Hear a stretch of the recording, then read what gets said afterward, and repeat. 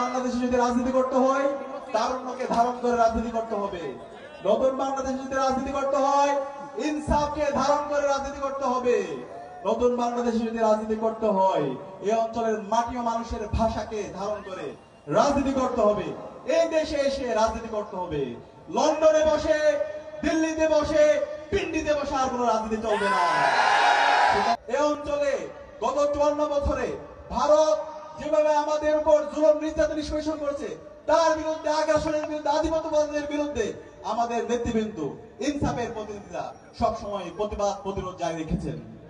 সে কারণে আজকে আমাদেরকে এই ইনসাফের প্রতিনিধিদেরকে আমাদেরকে ব্যাপক ব্যবধান আমাদেরকে বিজয় করতে হবে ইনশাআল্লাহ। আমি বিশ্বাস, আজকে আমাদের এখানে একটা এয়ারপোর্ট ছিল কিন্তু সেটা বন্ধ করে দেওয়া হয়। সেটা বন্ধ করে দেওয়া হয়েছিল একটা পার্শ্ববর্তী দেশের প্রেসক্রিপশনে। এই নতুন বাংলাদেশে, স্বাধীন বাংলাদেশে কারো প্রেসক্রিপশনে চলবে না। এই এয়ারপোর্টকে, ঠাকুরগাঁয়ের যে এয়ারপোর্ট আছে সেটাকে উন্মুক্ত করে দিতে হবে।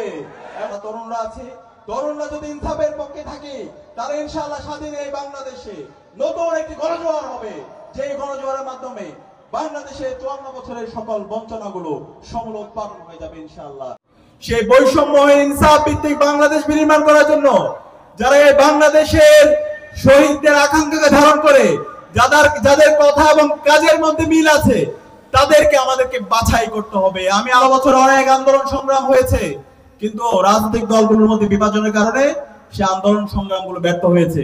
কিন্তু যখন তরুণরা আন্দোলনের নেতৃত্ব দিয়েছে, সকল অংশীজনদেরকে সাথে নিয়ে আন্দোলন সফলতার ধারপ্রান্তে নিয়ে গিয়েছে। আমাদের শহীদরা আত্মত্যাগের মাধ্যমে, তাদের শাহাদাতের মাধ্যমে আজকে আমরা নতুন বাংলাদেশ পেয়েছি। নতুন বাংলাদেশে যদি রাজনীতি করতে হয় তারুণ্যকে ধারণ করে রাজনীতি করতে হবে। নতুন বাংলাদেশে যদি রাজনীতি করতে হয় ইনসাফকে ধারণ করে রাজনীতি করতে হবে। নতুন বাংলাদেশে যদি রাজনীতি করতে হয় এই অঞ্চলের মাটি ও মানুষের ভাষাকে ধারণ করে রাজনীতি করতে হবে। এই দেশে এসে রাজনীতি করতে হবে। লন্ডনে বসে, দিল্লিতে বসে, পিন্ডিতে বসে আর কোনো রাজনীতি চলবে না। সুতরাং এই দেশের তরুণরা আজকে তারা সচেতন, তারা আজকে প্রতিবাদ করতে শিখে গেছে, তারা রাজনীতি সচেতন। জিন্দাবাদ, জিন্দাবাদ। আমাদের আনন্দটি আরো পরিপূর্ণ করবেন। এর মধ্যখানে আমার একটি কথা বলার, ডাকসু বিবি সাদেক কায়েম ভাই আসতেছেন, নির্যাতনের শিকার হতে হয়েছে কিন্তু তারপরও আমাদের ধৈর্য সূচনা লগ্ন থেকে আমাদের সংগঠনের সাথে আমরা প্রধানমন্ত্রীদের আগমন কাছে দাবি করতে চাই এই দেশকে। আজকের অনুষ্ঠানের বিশেষ অতিথি বাংলাদেশ জামায়াত ইসলামী ঠাকুরগাঁও। আমরা দেখেছি মঈনুদ্দিন ফখরুদ্দিন তাদের 2টা বাক্সে ভোট হবে, একটা।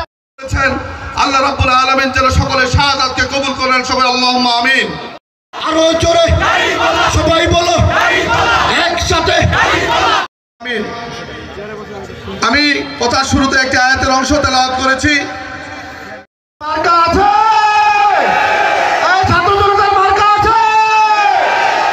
মুসলিমিন মুসলিমাত বিশেষ করে ইসলামী আন্দোলনকে বাস্তবায়ন করতে গিয়ে তাদের সম্মানিত তরুণ ভাইয়েরা সকলকে আন্তরিক মোবারকবাদ।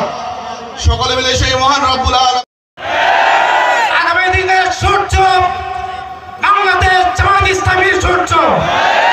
আগামী দেশের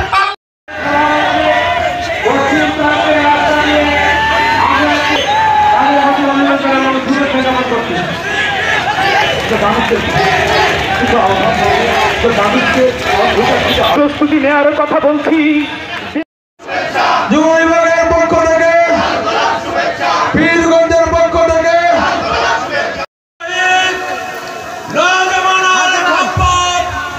ইসলামী ছাত্র শিবিরের সাবেক কেন্দ্রীয় সভাপতি দেলোয়ার ভাই আমাদের মাঝে এসেছে।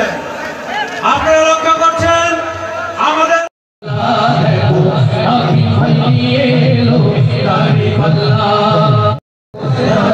Allah